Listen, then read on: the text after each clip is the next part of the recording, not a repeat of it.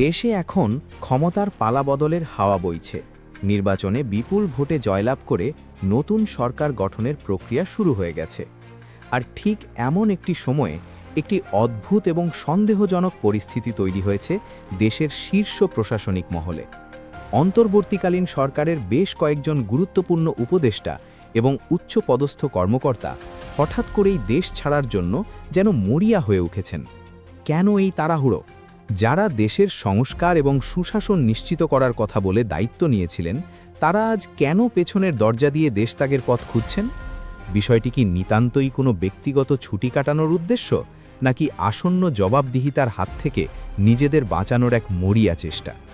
সামাজিক যোগাযোগ মাধ্যমে ফাঁস হওয়া ফ্লাইটের নির্দিষ্ট সময়সূচি, সদ্য বিদায়ী কর্মকর্তাদের উদ্ভট সব অজুহাত এবং অতীতে তাদের বিরুদ্ধে ওঠা দুর্নীতির পাহাড় সম অভিযোগগুলো এক সুতোয় গাঁথলে এর পেছনের আসল কারণটি খুব সহজেই পরিষ্কার হয়ে যায়। আজ আমরা এই পুরো বিষয়টি অত্যন্ত সহজভাবে বিশ্লেষণ করব এবং জানার চেষ্টা করব কেন ক্ষমতার পরিবর্তন হওয়ার সাথে সাথেই এই উপদেষ্টারা দেশ ছেড়ে পালানোর চেষ্টা করছেন। এই দেশত্যাগের চেষ্টার বিষয়টি মানুষের নজরে আসে যখন সাংবাদিক জুলকারনাইন সায়ারের সামাজিক যোগাযোগ মাধ্যম ফেসবুকে একটি অত্যন্ত গুরুত্বপূর্ণ তথ্য প্রকাশ করেন।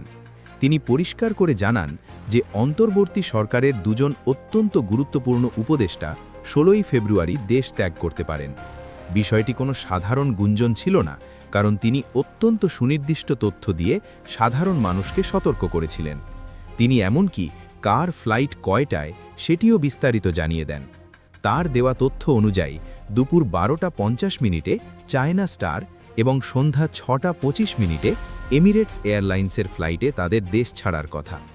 এই সুনির্দিষ্ট তথ্য প্রকাশ পাওয়ার পর স্বাভাবিকভাবেই চারদিকে ব্যাপক আলোচনা শুরু হয়। জুলকারনাইন সায়ার শুধু তথ্য দিয়েই থেমে থাকেননি, তিনি একটি অত্যন্ত যৌক্তিক প্রশ্নও তুলেছিলেন।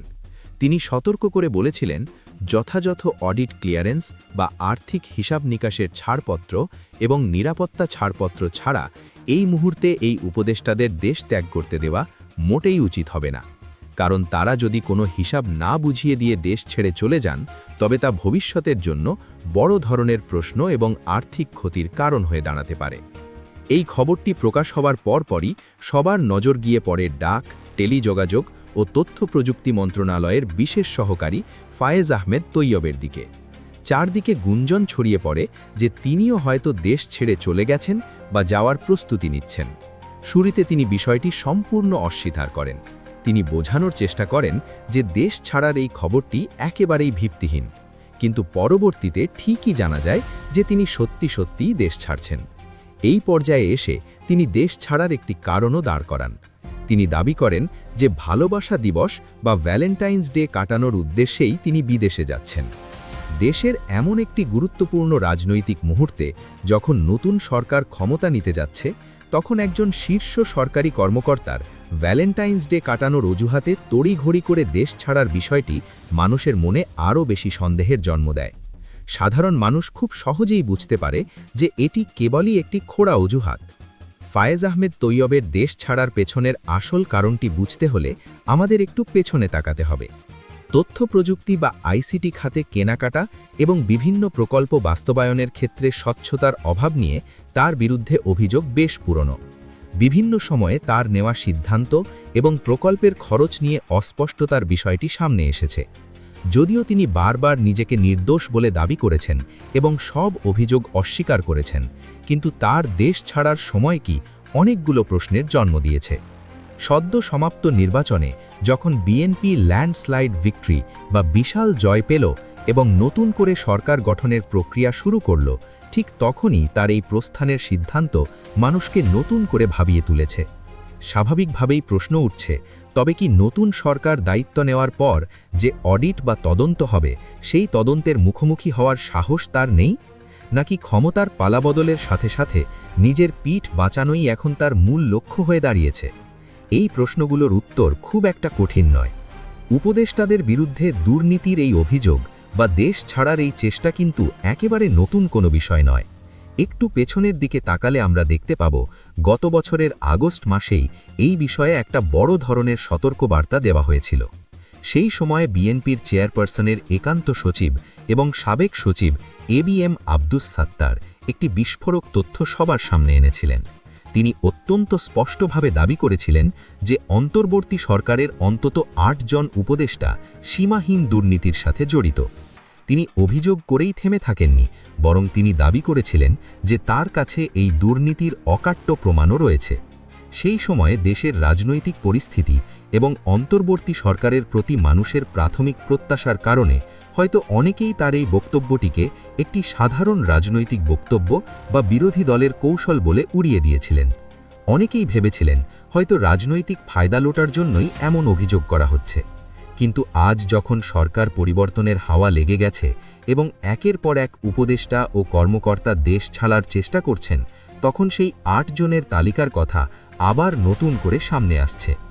রাজনৈতিক বিশ্লেষকরা এখন মনে করছেন আব্দুস সাত্তারের সেই অভিযোগটি কোনো সাধারণ রাজনৈতিক বক্তব্য ছিল না। তার সেই তালিকায় যাদের নাম ছিল এবং যাদের বিরুদ্ধে দুর্নীতির প্রমাণ থাকার কথা বলা হয়েছিল, তারাই হয়তো এখন দেশ ছাড়ার জন্য সবচেয়ে বেশি অস্থির হয়ে পড়েছেন। কারণ তারা জানেন যে নতুন সরকার দায়িত্ব নেওয়ার পর পুরনো সব ফাইলের হিসাব নেওয়া হবে। অন্তর্বর্তী সরকারের সময় কোথায় কত টাকা খরচ হয়েছে, কোন কোন প্রজেক্টে দুর্নীতি হয়েছে, তার সব হিসাব বের হয়ে আসবে।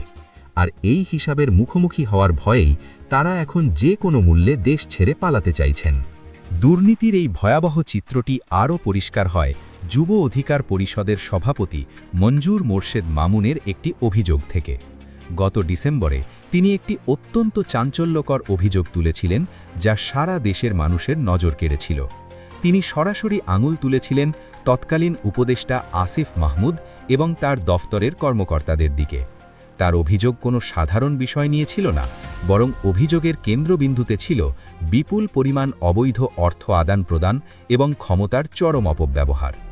মঞ্জুর মোর্শেদ মামুন দাবি করেছিলেন যে আসিফ মাহমুদের পিএস এবং এপিএস তাদের ক্ষমতার অপব্যবহার করে মাত্র কয়েক মাসের ব্যবধানে শত কোটি টাকার মালিক হয়ে গেছেন। একজন সাধারণ সরকারি কর্মকর্তার পক্ষে এত অল্প সময়ে বৈধ উপায়ে শত কোটি টাকার মালিক হওয়া যে কোনোভাবেই সম্ভব নয়, তা বোঝার জন্য কোনো বিশেষজ্ঞ হওয়ার প্রয়োজন নেই। তাদের এই অবৈধ আয়ের উৎস কী ছিল, সেটিও সেই অভিযোগে পরিষ্কার করা হয়েছিল। অভিযোগের তালিকায় ছিল সরকারি দফতরের বিভিন্ন কাজের টেন্ডার নিয়ন্ত্রণ করা এবং বদলি বাণিজ্য। সরকারি অফিসে টেন্ডার বা কাজ পাইয়ে দেওয়ার বিনিময়ে মোটা অঙ্কের কমিশন নেওয়া এবং এক জায়গা থেকে অন্য জায়গায় বদলি করার ভয় দেখিয়ে বা সুবিধা দিয়ে টাকা আদায় করা। এই বিষয়গুলোই ছিল তাদের আয়ের প্রধান উৎস। তারা এতটাই বেপরোয়া হয়ে উঠেছিলেন যে পুরো দফতরের নিয়ন্ত্রণ যেন তাদের হাতেই ছিল। তৎকালীন উপদেষ্টা আসিফ মাহমুদ নিজে সরাসরি জড়িত ছিলেন কিনা বা তার মদদেই এই কাজগুলো হচ্ছিল, সেই প্রশ্নটিও তখন বড় হয়ে দেখা দিয়েছিল। কারণ একজন উপদেষ্টার দফতরে তার নাকের ডগায় বসে তার অধীনস্থ কর্মকর্তারা শত কোটি টাকার দুর্নীতি করবেন আর তিনি কিছুই জানবেন না, এটি সাধারণ মানুষের কাছে বিশ্বাসযোগ্য মনে হয়নি। এই বিষয়টি এতটাই গুরুতর পর্যায়ে পৌঁছেছিল যে দেশের দুর্নীতি দমন কমিশন বা দুদককে শেষ পর্যন্ত নড়ে বসতে বাধ্য হতে হয়। সাধারণত সরকারি কর্মকর্তাদের বিরুদ্ধে কোনো অভিযোগ উঠলে তা তদন্ত করতে অনেক সময় লাগে, কিন্তু এই ক্ষেত্রে অভিযোগের মাত্রা এত ভয়াবহ ছিল যে দুদককে প্রাথমিক তদন্ত শুরু করতে হয়। তদন্তের পর যা বেরিয়ে আসে তা আরও বেশি উদ্বেগজনক। মোয়াজ্জেম হোসেনের বিরুদ্ধে শত কোটি টাকার অনিয়মের প্রাথমিক প্রমাণ পায় দুর্নীতি দমন কমিশন। এই প্রমাণ পাওয়ার পর আর বসে থাকার কোনো সুযোগ ছিল না। তদন্তের স্বার্থে এবং অপরাধী যাতে দেশ ছেড়ে পালাতে না পারে সেজন্য মোয়াজ্জেম হোসেনের বিরুদ্ধে দেশত্যাগের নিষেধাজ্ঞাও জারি করা হয়।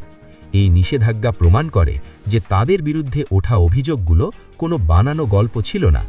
এই একটি ঘটনা থেকেই বোঝা যায় যে অন্তর্বর্তী সরকারের সময় প্রশাসনের ভেতরে দুর্নীতির শিকড় কতটা গভীরে পৌঁছেছিল। যারা দেশ সংস্কারের কথা বলে দায়িত্ব নিয়েছিলেন, তাদের দফতরের ভেতরেই যদি শত কোটি টাকার দুর্নীতি হয়, তাহলে পুরো সরকারের অন্যান্য মন্ত্রণালয়ে কি হয়েছে তা সহজেই অনুমান করা যায়। আর ঠিক এই কারণেই এখন যখন নতুন একটি রাজনৈতিক সরকার বিপুল জনসমর্থন নিয়ে ক্ষমতায় আসছে, তখন দুর্নীতিবাজ কর্মচারীদের মধ্যে চরম আতঙ্ক বিরাজ করছে। তারা খুব ভালো করে জানেন যে একবার নতুন সরকার পুরোপুরি দায়িত্ব বুঝে নিলে এবং দুর্নীতি দমন কমিশন স্বাধীনভাবে কাজ শুরু করলে তাদের আর পালানোর কোনো পথ থাকবে না। তাদের অবৈধ সম্পদের হিসাব দিতে হবে এবং আইনের কাঠগড়ায় দাঁড়াতে হবে।